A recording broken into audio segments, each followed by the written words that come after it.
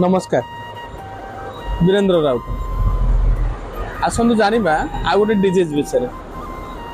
आपणकर तलीपाद पीड़ा हो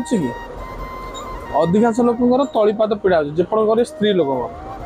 जदि तलीपाद आपणकर पीड़ा हो भावी नियंतु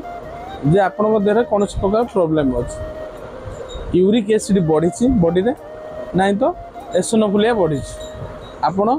तुरंत रक्त परीक्षा करी यूरिक एसिड किंबा एसोनोफिलिया मैंने डिफरेंटाल काउंट आप डीसी टेस्ट करेंगे ना सीबीसी परीक्षा करेंगे सीबीसी परीक्षा कले आप जापर आपंकर कौन ब्लड रे को परसेंटेजटा बढ़ी से परसेंटेज अनुसार औषध खाइबे आपड़ जदि पेनक्लियर खाती कि पेनक्लियर कंटिन्यू करती आप लिभर प्रति प्रोब्लेम अच्छी किडनी प्रति प्रोब्लेम अच्छे जिते दिन आप पीड़ा बटिया खाइबे 12 घंटा भी 24 घंटा कमिव 24 घंटा गला पुणी पीड़ा हे तेणुक आपण पेनक्लियर न खाई आप यूरिक एसिड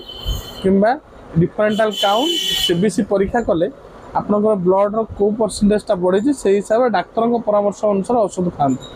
पेनक्लियर खातुनि आ गोटे सजेसन देवी आपन को जदि आप तलीपाद पीड़ा होते आपण गोटे गरम पानी रे लुण पकईकिना गोड़ को बुड़े रखिए जब नख उषुम गरम पानी जो आपड़ी संभाली पारे पाद दुईटा बुड़ेकिना रखिए गोटे कि दुईटा हो जो प्रकार पाद आपंकर से पाद बुड़े रखिले आपंकर पीड़ा आपन को उपशम लगे